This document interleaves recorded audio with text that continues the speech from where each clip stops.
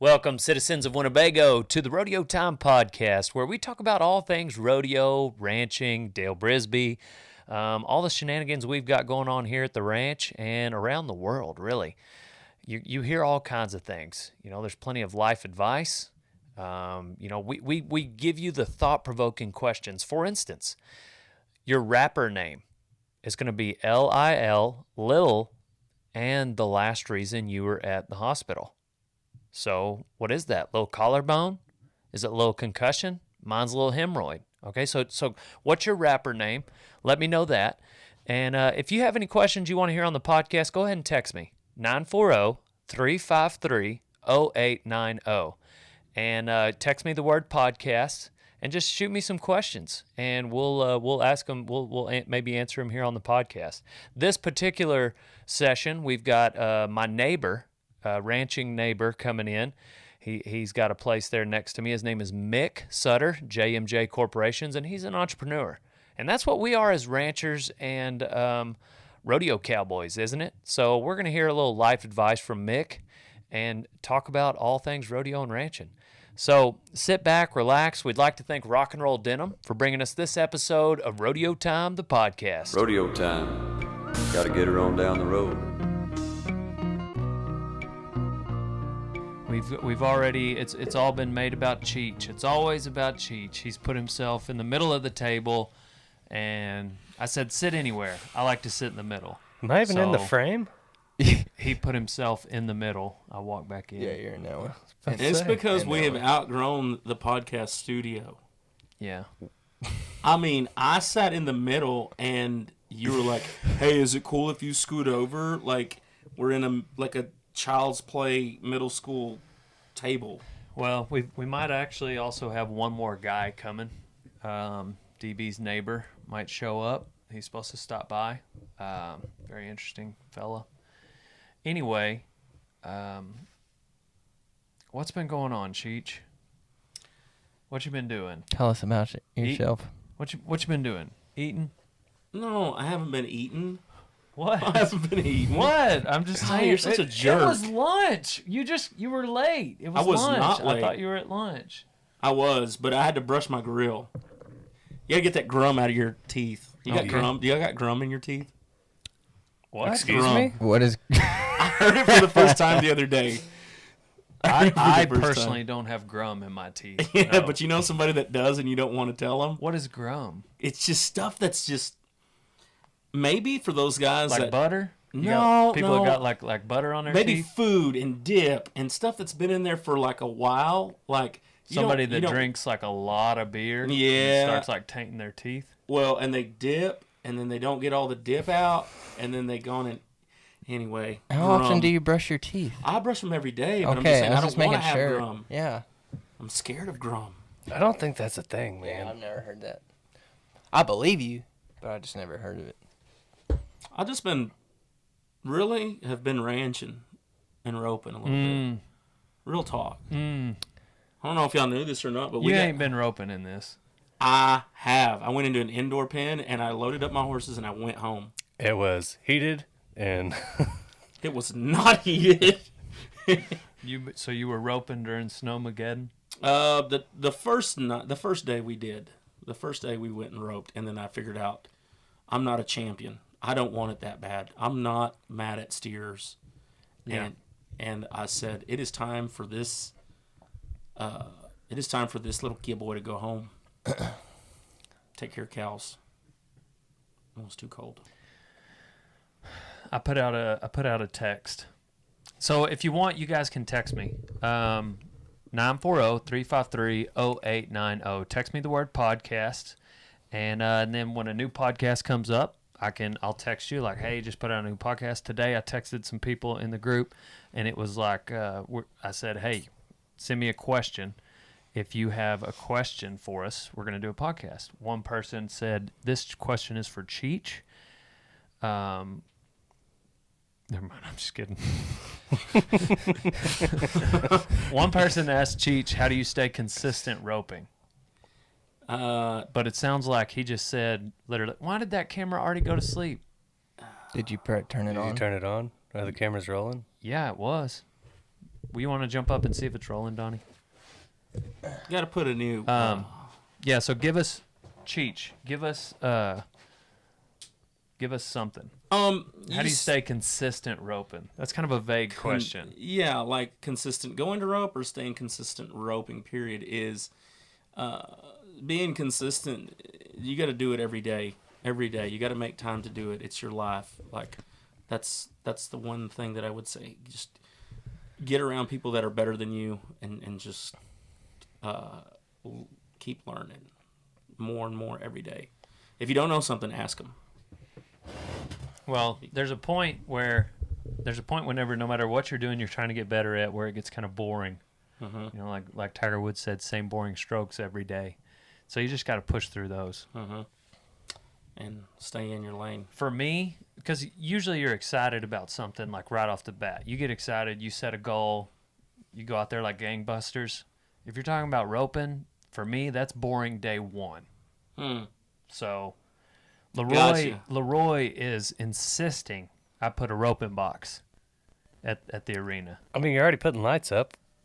Might as well have a roping box. We need a timed event side. No, we don't. Dang, that's a good idea. No, I don't. You don't even like to rope. I don't. I just keep messing with you because I know that you don't want to do it. What are you so mad about? Are you so mad that somebody will There's come in? plenty to do on that end of the arena, on my end of the arena. Bears, Broncs, Bulls, bullfight, pickup. That's 5 things a guy can do down there. Shoot dogging. We can breakaway rope. We can team rope. We can calf rope. We can almost trip steers in there. Listen, I Square team knot roped time. once. I got up, took my apron off, walked out of that salon, and said, you know what? I'm going to go try a real man's sport. You know, for all the timed event fans out there, I think, your phone's making the deal I think Dale is a little jealous that in the PRCA right now. That you guys can do your event and your shirts and pants are still starched afterwards? Yes, I am jealous of that. there is a timed event. You really only have to all-around starch your champion. clothes one time. Yeah. It's like That might be our man. It's like one sleeve. One sleeve doesn't keep the starch. I know. It's Yeah. look. You look good. You feel good. You perform very well. How do you get started picking up? That one's tough. You're going to have to find somebody. In my case, you got to Scoot on over here. not Johnny. have enough people at the practice pen. Hey, Leroy, you mind What's picking up, up? Mr. Sutter? How's it going? Come on in here. We can hit pause. I don't have the right shirt on for this. Oh, no, that's fine. So, what brings you to So is Winnebago? this going now? Yes, sir. Everything's rolling. Oh, it is? Yeah. Okay. But, I mean, we just kind phone of call. talk and visit and no pressure. We're just kind of visiting. So you just get up and go out of... In and out all the time. Oh, okay. Yeah. If he took a phone call during a podcast, it's probably for something music related. He's got an album coming out, and he's already put out a ton of songs. Really? Yes, sir. Yeah, he's got. I'll send them to you. There's one song that's done really well. It's called "If I Don't Call." Yeah, it's done. They played at all the rodeos and Serious? yeah. Do you play instrument? A little bit. Yes, sir. Play guitar. Do you? Yes, sir. You might have to scoot up just a little bit into the mic. There you go. I Yeah. don't want to get in Donnie's. No, you're good. Okay. You're the guest. Yeah. Oh, okay. Do you play? I've got 3 guitars and a set of drums. I don't play nothing. Nice. She shuts the door when I'm down in the basement play it. So you just go down there and just kind of play around. I can't do nothing. Yeah. I can't. Music. I love music, but can't play a thing. Can't And you're play. from Michigan. Michigan. Yes. What? Tell us about your business. Oh, it's just a commercial store fixture, it's called.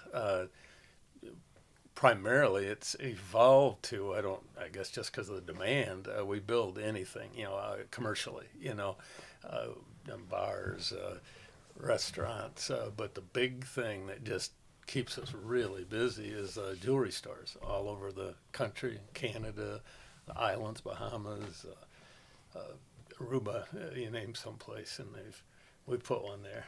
So you've got a big warehouse, and can y'all hear him good? Mm-hmm. Okay, good. You've got a big warehouse, and you guys are literally just building fixtures for like K Jewelers or something like that? Yeah, we build. If you name a jewelry store, we've probably built it. You may have heard of Diamonds Direct. You may not. Rogers and Holland, we build theirs. We build K's. We build Zales. We build Shanko out of Colorado. We've been really fortunate. A lot of the big ones. Yes, sir. That's cool. How long have you been doing that? About 18 years. Doesn't seem that long, but yeah. What got you started?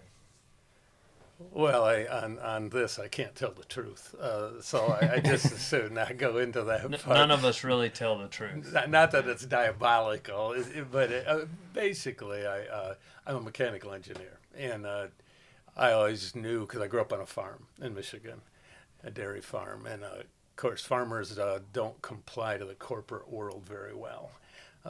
Even so, I got my degree, and of course, when you get out, you're always generally going to work for a corporation doing something, or a big organization like that, and I knew that wasn't going to fly very long, so I was always looking for opportunities to get into things to do, and met this gentleman one time that was 2 weeks from his second bankruptcy, and said he was going to shut down if didn't take a partner on, and I looked at it, and for some unknown reason, it just looked appealing.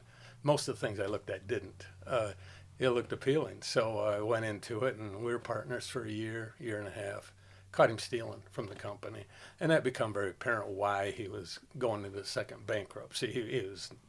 He was kind of a, but anyhow, we got some pretty good sized customers. K's, they're the biggest in the world, literally. I don't know why they want us to build for them. We're little nobodies, but we've been building for them for about 18 years now, and did a lot of stuff in Texas recently for them. They own Jared's also. Call Jared's. He went to Jared. He went to Jared's. Yeah, He went He went to You Jared's. don't call to get a diamond. Yeah, you go down there and you shop for it. Yeah. You look in one of his cases, find it. Yeah. So what we end up talking about a lot here lately on this podcast is we've had so in the Western industry, there's not a lot of people that put out content, put out videos, and do what we do. Cowboys, for the most part, just aren't on camera a lot. Sure. And so what we've found is people come to us a lot to learn about how to be a cowboy, how to be a bull rider, rancher, and that's why Donnie's here. I mean, how to be a rancher. I want to get into ranching. Yes, what do I do? Sincerely? 100%. Really? So I've had maybe 10 or 12 like interns. They'll Yes. come and they'll stay a few months, and they learn the industry. They learn the craft. They learn how to ride a horse, how to make money with cows, Yeah. or maybe rodeo. Like he's learning to be a bronc rider. And Don't bust it up enough yet. well, it's early. Give it time. So what I get inundated with is messages from kids or grown men every day, just how to get started ranching. And I'm interested in your perspective because the few conversations we've had, I've picked up on your entrepreneurial mind and spirit and motivation, and at the core of ranching, and being a rodeo cowboy, that's what you are. You're an entrepreneur, and I'm just curious, like, what advice you would give somebody setting out in a new industry, trying to make it not only financially but. It's funny you say that because different times you get asked. I know you do get asked about all these things, and I get asked time to time about same similar question. And I think there's a lot of people thinking there's as they call it, a magic pill, a magic secret that if I open that up, or if I drink this, or if I eat this, that'll make me that. I think that's a big fallacy. I don't believe in that. I think there are certain fundamental attributes that if a person has, they can apply it to anything.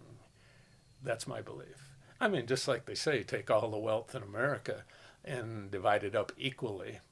And in 7 years, I think the studies say it'll be back to the way it is right now. There's a reason for that. The saying, rich get richer, poor get poorer, there is a fundamental reason for that. That's not by accident. That's not necessarily because they're stealing it, although there's probably some doing that, of course. But it's. I think the key is first off, you have to make sure you've developed skills in yourself. You have certain attributes. You're willing to work hard. Be honest. I think that's very fundamental. Right is right, even if it hurts. No matter what. Agreed, 100%. Yeah, and that old saying, there's a lot of sayings that we all say that we think are just made up by some pie in the sky person. What goes around comes around. Things like that, how you treat literally other people. If what you do will come back to you. And I don't care if you're going into a checkout store at the grocery store and they undercharge you, and you walk out and you see they're $5 undercharge you. You turn around and go back, because that will bite you. Maybe not by them, but there's something down the road waiting. That's a fact. That's not just, I believe that wholeheartedly. Do what's right, 100%. Then the second thing is find things that you enjoy. Because that saying that if you do what you enjoy, you don't work a day in your life, that is 100% true. I don't have a job. I many times think I should get a job. I literally should get a job. You still think that, like at the Totally. times in your life? Totally. I should get a job. I've got, now I'm down to about 30 some rental properties, plus this company. I was looking for opportunities on top of that. And I don't feel busy because it's so easy. Mm-hmm. It's fun. Yeah. It is 100% fun. It's not work. I mean, you can go days on end without sleeping and go from state to state, drive all day, work all night, and vice versa. And if you enjoy it, it's not work. And a lot of people, I think, the mistake is people chase after the end result, the money. The money's just a thing that will come if you do what you do well. And it's something that society needs. It'll come to you. Because as they say, what is it? The definition of capitalism is basically your reward from society is directly proportional to your contribution to society. If you're contributing, the rewards just come. Dang, I like that. They just come. I like that a lot. And a lot of people don't understand that. They don't really understand that. I don't know how much rambling I can do here. As much as you want. I just got a call as I'm driving down by this young guy. That doesn't mean anything derogatory because he was a young guy, but it was having to do with, I really like one of your houses. I would like to buy it. It's a rental property I've had for a long time. And I knew what this was about. Some young whippersnapper didn't know nothing. He'd read the book and probably saw something on YouTube on how to flip properties and how to do this and that. And so by the time we were done, he was thanking me for telling him off, basically. Not telling him off in a rude way. Did he kind of undercut you on it? No, no. What he was doing is asking me, I really like your property. And I knew I could smell it. I could smell what was happening. And I said, oh, really, really? Well, what are you willing to pay? Well, I don't know. I've got a bunch of questions I got to ask you. I said, no, wait a minute. You called me about my property, and you want to ask me a lot of questions. Well, I said, he said, are you willing to sell it? I said, I'll sell anything I own for the right price. Anything. What are you willing to pay? Well, I don't know. I said, so you've never seen it, have you? No. I said, you have no clue what it's like inside, do you? No. I said, then how can you talk to me about buying it and tell me you like it because somebody sitting in an office somewhere has hired you to get on the phone and look for properties where somebody's got a divorce, they got a death in the family, they got this, some tax sale, something, and steal it from them. And then you'll go hire people to fix it. And he says, well, yeah, but what do I do about that? Can you tell me what it takes to do? I said, and I said, well, I'll tell you what, the first thing you do. You're counseling him by the end of the call. By the time we were done, he was asking me questions, nothing to do with that house. He'd forgotten about that house. But it's things like, well, how do I develop these skills? I said, have you ever built a house? Have you ever remodeled a house? No. Have you ever? I said, first thing you do, you go buy a fixer-upper house somewhere. You go buy one that needs a lot of work. You go buy the tools. You're young, I can tell from your voice. You go in there and you spend the nights and days and you fix it. And either you rent it out or you sell it. But then I said, then if you enjoyed it, do it again. And then after a while, you'll develop skills that nobody can buffalo you. If you want somebody to come in and do some plumbing, and they say, well, we're going to charge you X amount of money, and it's twice what it should cost. You can say, hey, don't BS me. I've done that numerous times. I know what it costs. You're going to have this much in materials, this much time, and they can't lie to you. And whether it's putting a roof on, whether it's putting windows in, whether it's put blah, blah, blah, anything. I said, you develop them skills. Then, for you, not somebody sitting in an office somewhere just writing the checks for you. Because I said, they're just using you. That's all that's going on. They said, you then develop the skills and you build your own empire. Yeah. Oh, wow, I never thought of that. Well, there you go. But anyhow, that's a fundamental. And I think that comes from farming. I think farming and ranching obviously are cousins, Absolutely. Because we raised cattle for beef. We had horses, not like you guys and Donnie. I'd like to try that, but I don't. I race motocross, but I don't know if I could get on that bull. I wouldn't do that. You have a motorcycle too? Oh, I got a bunch of them. Yeah, I race motocross. I did it professionally when I was Donnie age. Yeah. I wouldn't do that. Leroy here, he was pretty good on a dirt bike. Really? And one time, my old man, I don't know, call it a midlife crisis, whatever, but he got a Harley. Yeah, I got Harley. He had it was a 79 lowrider custom shovel head. Gotcha. Yeah. And 1200.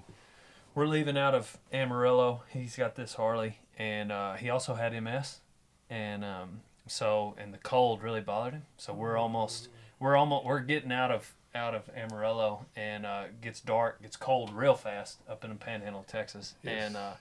And he pulls over. He's like, I can't go any further. One of y'all's got to drive this. He was a pro on these dirt bikes, but had a broke leg at the time. He's like, well, I can't do it. So I have to get on this 1200 cc. Yeah. I've never driven even a dirt bike in my life. I'm 17, going down 287. There was construction. So we're only on one side. There's 2 lanes. I never knew this. With cones. And there's 18-wheelers, windy. It's on the plains, the Panhandle of Texas, so flat. like wind. So like you pass a semi, I'm telling you, terrified. I had no desire. But like we're on the side of the road, and he's like, either you drive this thing or we're spending the night on the side of the road. And I go 87 miles all the way to Memphis, Texas, where we live. Yeah. And we get there, he flashes the lights, honks the horn, I pull over on the edge of town, and he's like, I'll take over. Yeah. He takes over and rides it down to the main street and pulls up in front of all my friends like he rode that thing all the way from Amarillo. And that's how I learned how to drive a motorcycle. I remember it because it was so cold that you were freezing, and we had to pull over again, and I had to take my pants off so you could put my pants on top of your pants. I put his pants on. That's right. So you could get there without freezing. Yeah. It's anyway. like that Dumb and Dumber. Here, wear a pair of mine. I got 2 pairs. I'm sweating. That's good. How did you feel? What I mean, like every time a semi would pass. Terrified. I mean, because it would either blow you away or almost suck you to them. I'm about to die. Yeah. Like I just had to learn. I literally had to decide in my mind, like, I'm going to do my best and try not to die. Yeah. At one point, I just start heading for the ditch, and I don't know how to, it's like the first 3 minutes, and finally I, leaned my body, and we turned, but But just like anything, like I'm sure bronc riding, I'm sure is the same way. First time on a bronc, boy, every little move, you think I'm off. But then after a while, you get so you could have a pop in your hand, be on a relatively calm. I'll let you know when that happens. You know, but you know, if I don't care if you're snow skiing, water skiing, every little move freaks you out. But once you have done it enough times, you be them semis, and you just be talking to people. You just be. He said a pop. Yeah, Pop. That's a northern thing. Yeah. Hey, I saw on your YouTube. I think it was YouTube. One thing I would never do, and that was that noodling. You went noodling. I can't believe you did that. Me and Donnie. Yeah. Oh, that's so I fun. can't believe that you would do it. Now, can you talk about that here? Yeah, of course. Now, the gentleman with the cane pole, Jeff was Jeff. finding them? So there's holes, and they have them marked. There's two ways to noodle.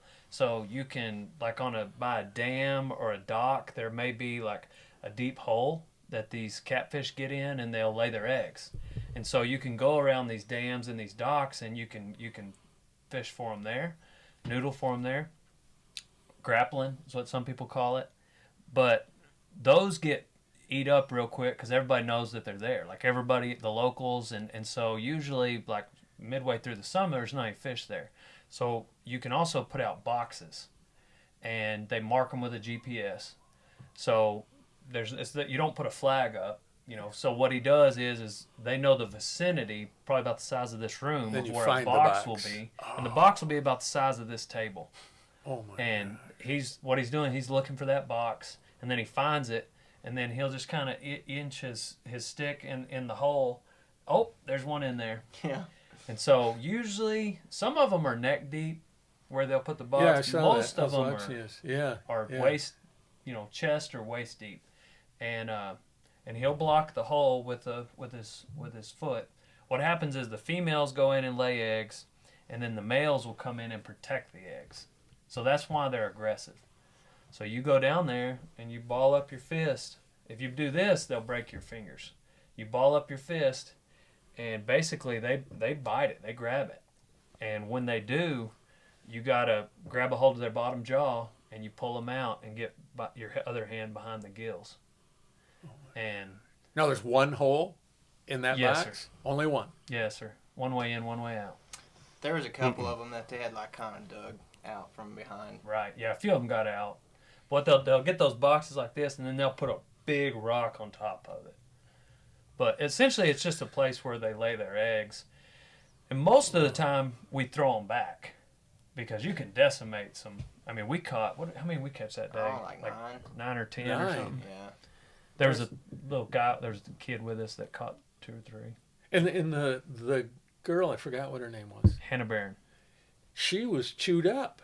That girl is about it. She's tough. She has to be. She's a little ball of fire. She had scars. Or it looks like, and that was from them biting her. 100%. So what good does it do to have the glove on if they're biting all up and down here? They had a sleeve that you could wear. It went like, oh, she just don't care. But none of you guys had that sleeve on. Well, it's for some reason like it's not as like they can just really tear up your hands and fingers, and so if you you want to at least have a glove on, and then the sleeve is optional because once you get your hand in there, they're not gonna. There's only so much damage they can do. If they've got just your finger, boy, they'll go to twisting and biting. On the insides of their mouths, it's just like it's like a really maybe like It's a high grit, like 100 grit or something like that. That's what it's like. There's just thousands of little bitty. It was a bucket list thing for me, and I'd always been terrified of it, which made me want to do it. And so, I would never do that, because you see some of these guys in where is it, Louisiana, someplace. I've talked to guys. They had fingers missing. They're reaching up under a bank, and they don't know what's up there. There could be one of these. There could be a turtle. Yeah. Snakes sometimes. Yes, sir. No, and see, I would never do it alone. Like, going with Jeff and Hannah, since they're like professionals, they can tell. And these boxes, they know, like he can feel and be like, he knew like how big they were. Like, did he? Yeah, before. Like, well, I noticed when you guys pulled them up and you were wrestling around with it, holding. But the spikes were laying on you and touching you, weren't they? Can't they poke you, sting you? I think once they get to a certain size, there are species of cats that have barbs, like kind of like behind, but those didn't. Yeah, those didn't. I thought what you thought. They didn't. I had to learn that day. I've had one come into my hand, like right here. So you've done it too? I've never noodled, but I've had a catfish stick me. I went to pull him out of the water to get him on land, and so when I did, I reached down to grab him by his mouth. Like I had him on a rod and reel. The sissy way to catch him. And dynamite's the sissy way to catch them. That's the only way I fish. Well, we had a phone, and we were. No, I'm just kidding. I went to stick it out, and he stuck me right here, and I was like, "That really hurt. It really, really hurt." Yeah. Oh my gosh. Do you do any sort of hunting or anything like that? Pigs. Oh yeah, you love That's killing what I'm here pigs. for. You slaughter them. Yeah. Well, we try. That's awesome. Yeah. Pigs are like pigs and coyotes. They're just. Just saw one back here. Just saw a Coyote? coyote. Yeah. Just saw one. Did you see my recent video where The calves? yes. Now, they will come after that newborn calf. Usually, yeah, they will, but not normally when it's in my lap. Normally by that time they'll leave out when they see a human. But they followed me and Joe. Well, your dog was 200 fighting yards. with them, right? Right. It was wild. Really wild. Actually, I was driving when I was watching on the way back last night to Graham, watching that. I didn't know a coyote would be that aggressive. I didn't either. Right. I didn't know they would follow a human that far, that close. That's well, strange. that one's not going to follow anybody. Yeah, I yeah. guess when you're that hungry. Or they like just instinctively knew the next night it was going to be -6 degrees. Well, when it gets that cold, dogs can't smell. Really? So like, they gotta hunt by sight. You know, they Is probably that are it? hungry. The one back here that was very in no well could've hurry. been, yeah. I had the gun on the back of the 4-wheeler, but by the time I got the gun, he was in no hurry though. He was in no hurry, but I didn't have a shot at him. You mentioned something on the phone once, kind of going back to just kind of your philosophy that I think about it occasionally. Well, I think about it all the time, but you said bigger is not always better. Well, sure. I mean, that's obvious. Look at the companies in America. You stop and think about how a company, anything, I don't care if it's a company, if it's a country. I love history. So if you study history, you look at a country will start out lean, mean, and hungry. And they will look over the fence at these guys that have made it back years ago, maybe decades ago, centuries ago. Look at the Roman Empire, any empire. That's why the rise and fall of every empire is you start out lean, mean, and hungry. I've already said how many, I got to be careful, I don't want to get into politics here because I don't know where you go with that, but how many tree huggers do you think would have been on the Oregon Trail? I can tell you, even though I wasn't there, 0. Because people weren't worried about that kind of stuff. They were worried about surviving. Yeah. They were worried about coyotes, wolves, rattlesnakes, diseases, Indians, bandits, surviving, food. They were thinking about the fundamentals that it takes to live.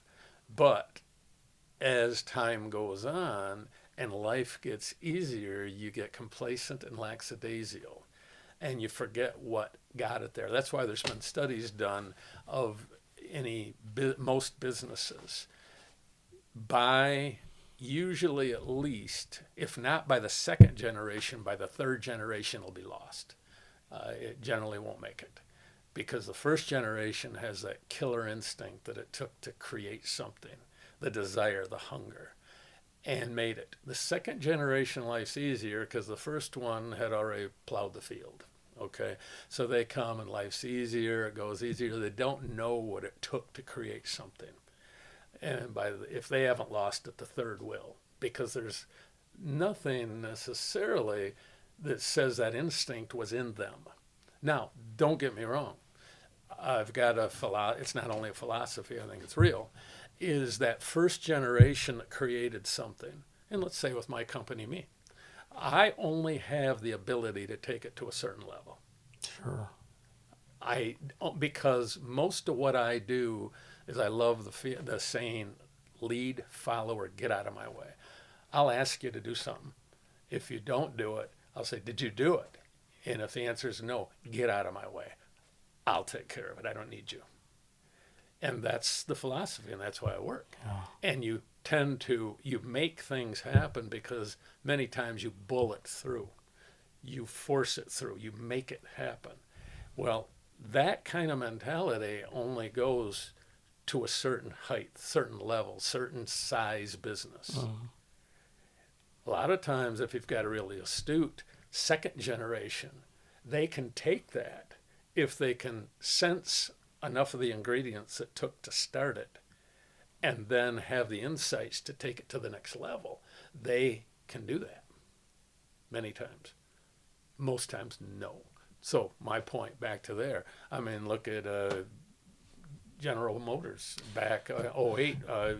Was it Daffy bailed out, bankrupt? Sure, all three of them. But a lot of companies, I've always been amazed.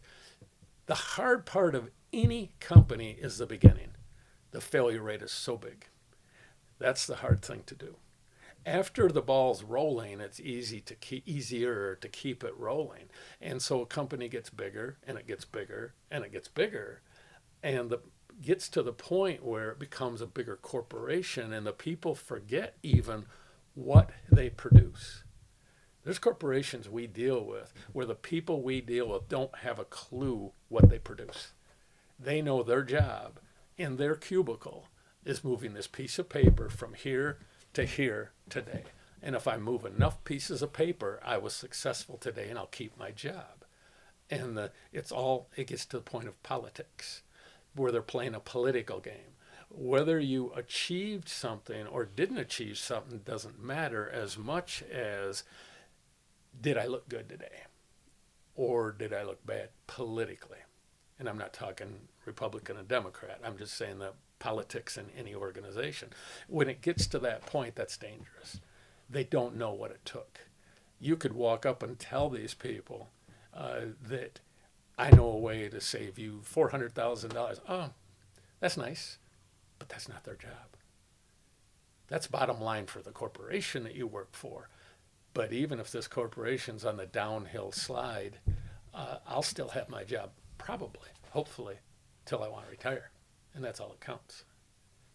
I've seen that over and over in a lot of places. I think that's why big corporations go belly up. I mean, and look at empires. Look at America now.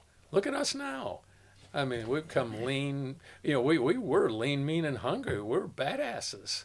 You know, you wouldn't screw with America. Look at World War II. You know, now, I mean, my goodness, we should have lost the Revolutionary War. You know, ragtag little army beat the largest, basically military power in the world. Yeah. And we beat them. That's not possible. But it was. It did. But look where we're at now. Lackadaisical. And that's how companies... So back to your point, your question, is you can get to a certain level, but that level shouldn't be any higher than where virtually all people there understand what you're there for and what the goal is. What your job is. And it's not moving that piece of paper from here to here. It's whatever you create, whatever you supply to society, it's the best you can do at the best value you can give to people. And even if the price is higher, that still can be a high value. The price doesn't reflect value a lot, because the value, as long as the people are getting more than their money's worth, the money can be high, as long as the service you're providing.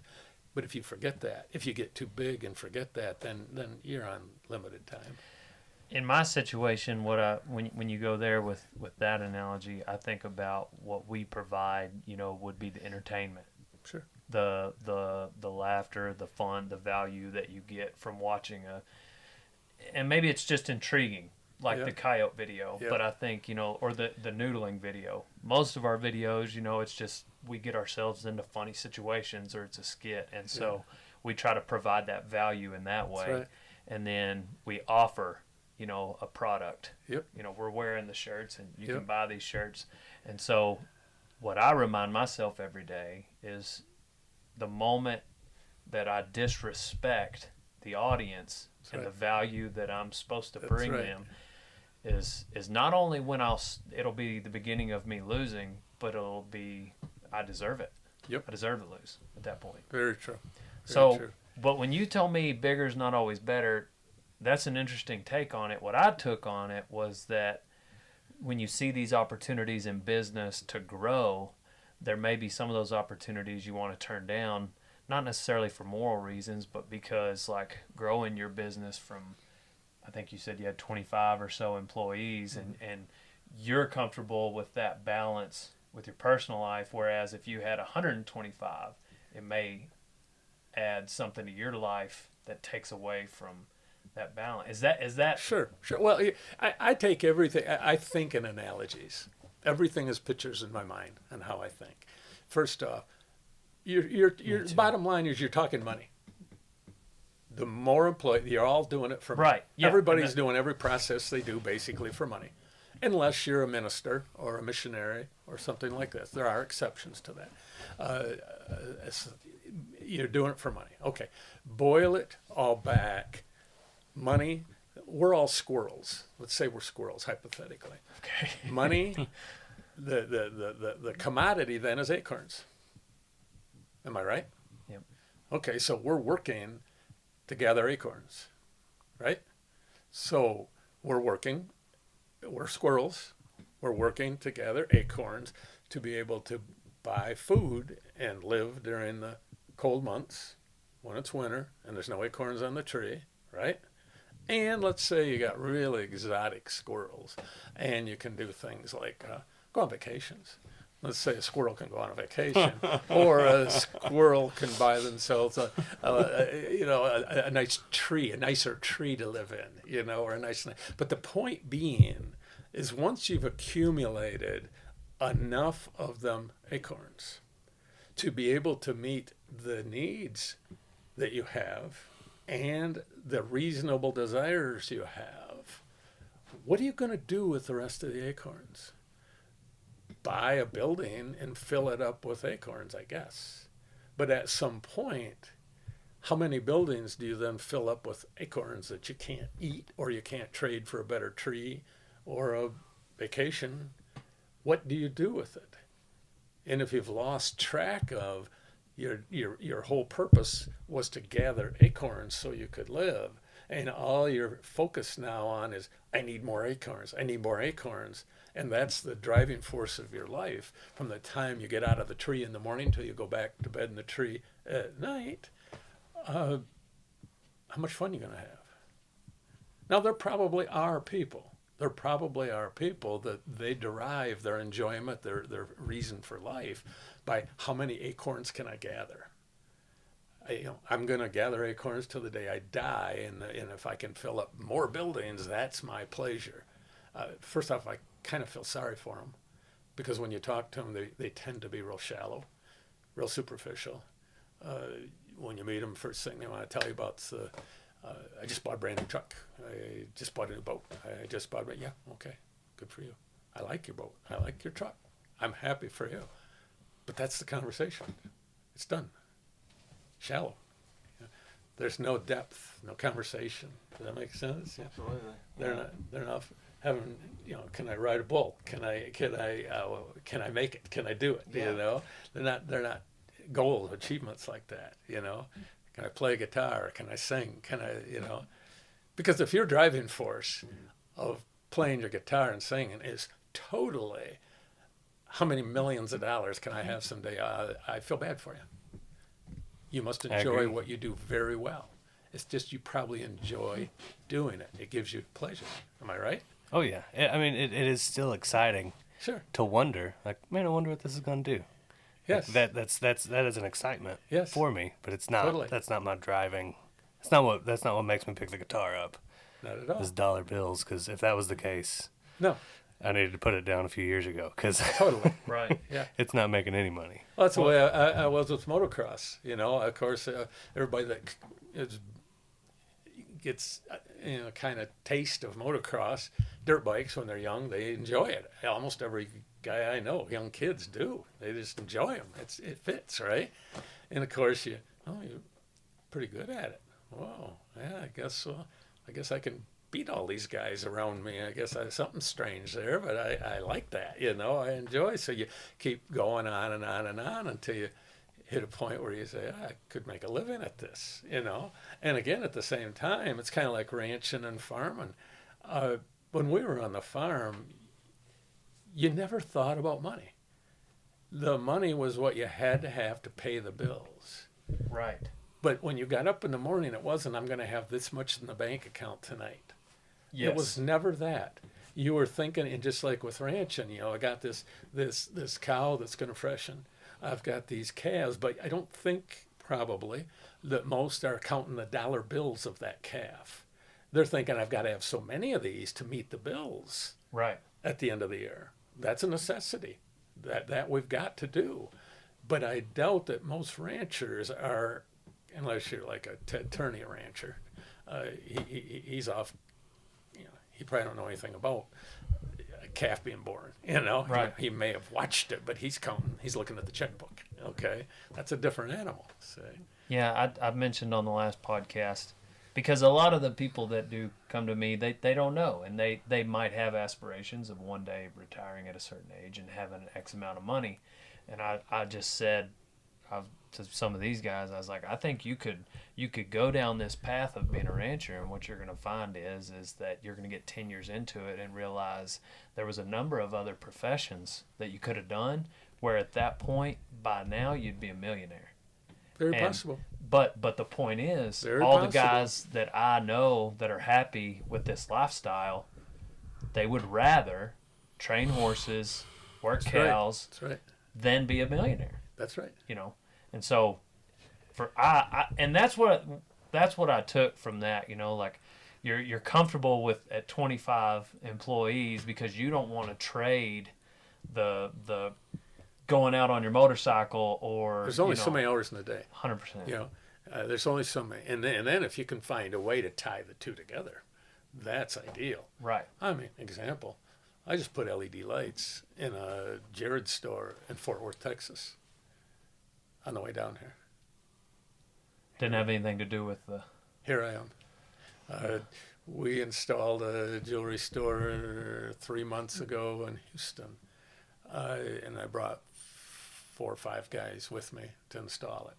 We were over here hunting. We got 18 pigs that trip. They loved it. We took some of them home and barbecued them. Never done it before. If you can find a way to marry the thing, and you made a comment just a second ago, and even on your, I think it was your YouTube, where you were saying about what age is too late to get into rodeo, and what age is too late to get into ranching, what age is too late. Well, why would there be an age? Because like you just made a comment, if you get into something and you got X amount of years before you can retire, well, if that's what you're looking at, you're in the wrong profession. 100%. I am never going to retire. I have no clue what I would retire from. Because first off, I don't have a job. I had a guy, a friend of mine back home one time, this is probably 8 years ago. He said, when are you going to retire? And then he looked at me, started laughing, and he said, oh my God, what would you retire from? He said, you get up when you want in the morning. I hate mornings. So I don't get out of bed till 9, okay? I hate mornings. I'll work all night. I don't like going to bed. I'll work till everybody's long, He says, you go where you want. You do what you want. You don't have a boss. There's nothing you're going to ever retire from. I am never going to retire. I encounter people that I used to work with. I worked when I was an engineer before I started my own. I worked at a couple paper mills. And about 12 years ago at a mall at the food court, I ran into a guy that I used to work with. And him and his wife were sitting there. I walked around, hey, Dick. how you doing? And yeah, I'm kind of not feeling good, and I'm this and this. But and he proceeded to tell me how many years, how many months, and how many weeks before he retired. Oh, wow. He was just biding time. And I talked with him a little while, and I had to leave. He was too depressing. It was like, if you're only here once. Yeah. Why in the world won't you do something that you love doing? Can I ask you a question right quick? Sure. No. It's you can't. it's on the subject. But I get a lot of people. Raise your hand. Tell him raise his hand. I got a lot of kids, a lot of younger people that ask the question, well, because I'm a morning person. I'll get up at 4:30 or 5 in the morning and go. But you said you'll work all night. You should get checked out. What's wrong with you? Well, because you said there's only so many hours in the day. That's right. And a lot of people say, well, because I used to do like work until like really late at night, real late at night. Is that something you did like when you knew that you were like, I'm most productive and your IQ was like really flowing? No, you're getting too calculated. I'm not that smart. I don't sit around and calculate things like that. Well, no, I mean, like, did you stay up all night because you knew you enjoyed well, once working you get at rolling, night? Yeah. Once you get rolling, I don't like stopping. I don't like stop to eat. Right. When we're these jewelry stores, you get a kick out of this. You should see the wall of my office. I'm gonna have to build a bigger wall to put more dollar bills on it. I bet with people, customers, employees, and what I make you do, they're dollar bills only.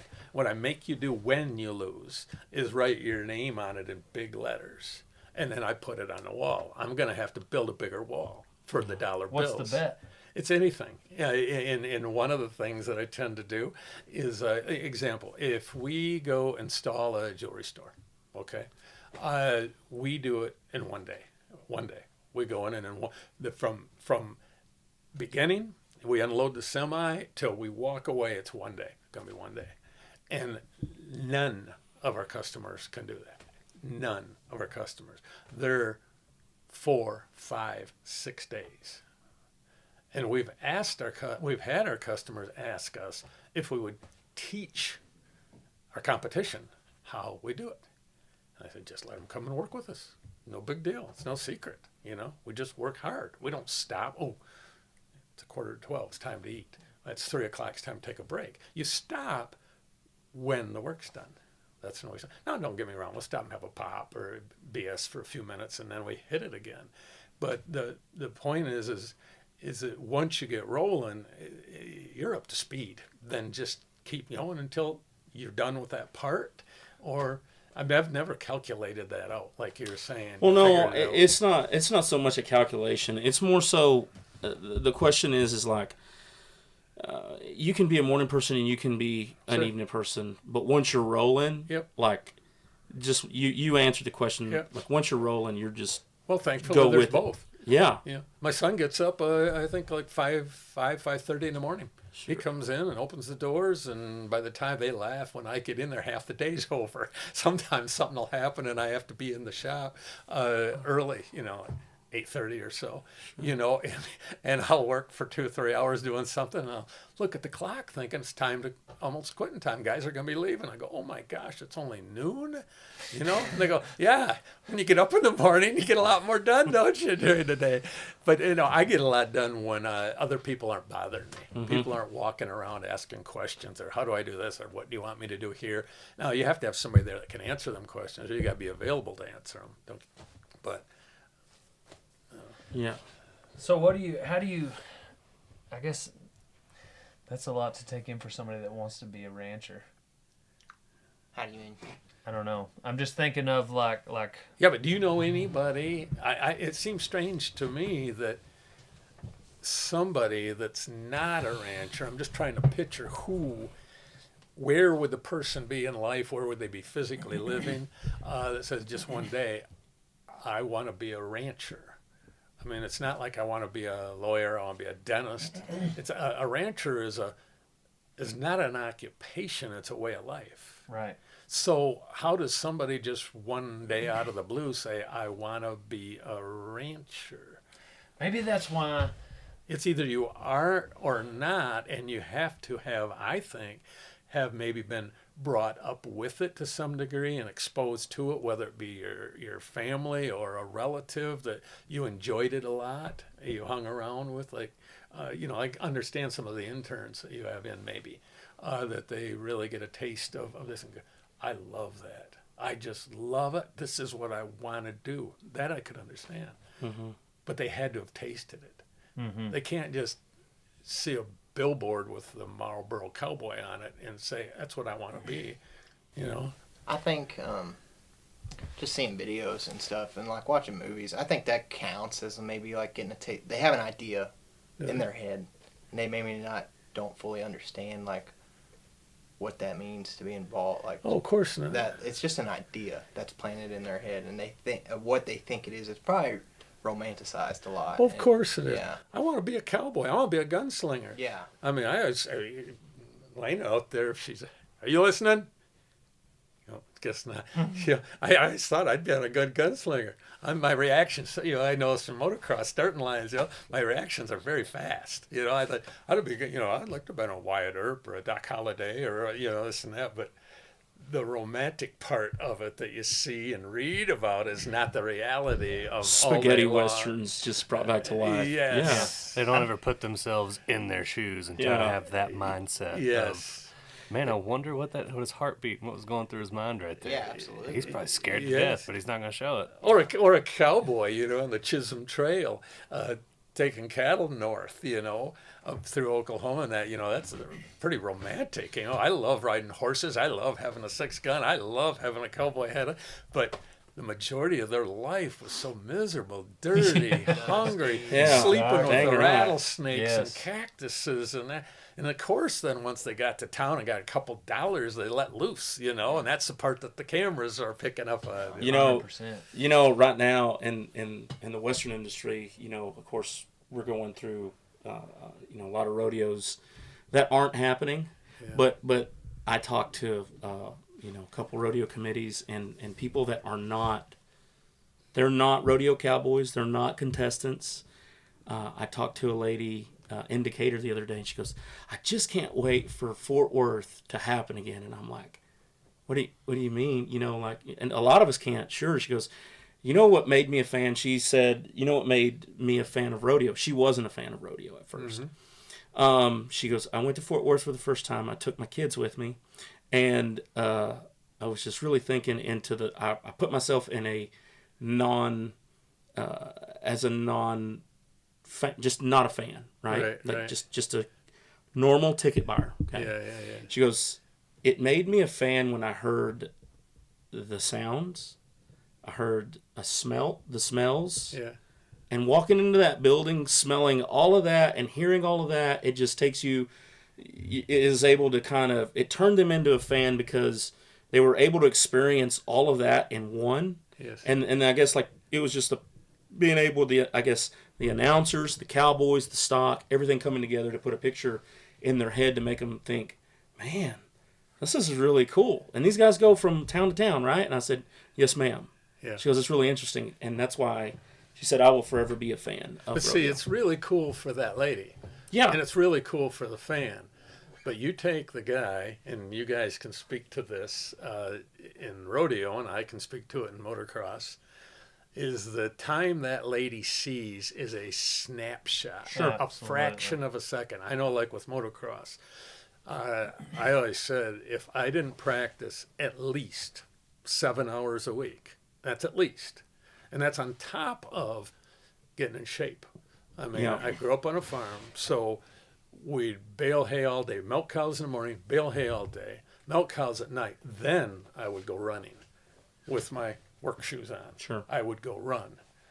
If there was time then during the day when we were waiting for the hay to dry, it wasn't dry enough, that's when I would jump on my bike and I would ride for an hour and a half.